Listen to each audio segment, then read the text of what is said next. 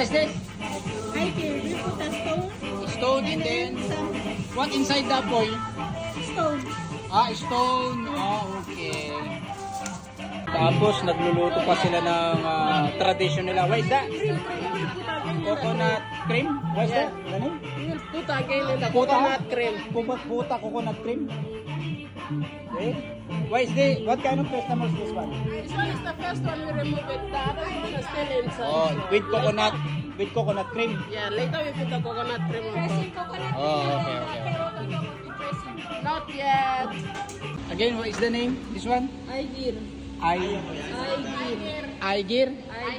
Traditional Traditional dish. Oh, aigir. You know in Philippines, this one? Nilagang talbos ng kamote or kangkong. You see, same eh.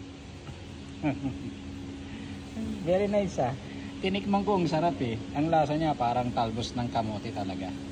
What? What you call? Same. The blanch, the spinach. Spinach. Ang dana yung pagkain.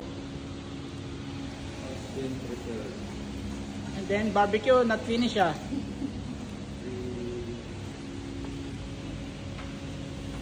Wow, dami Kainan na ulit. And this one, what is this? Fruits.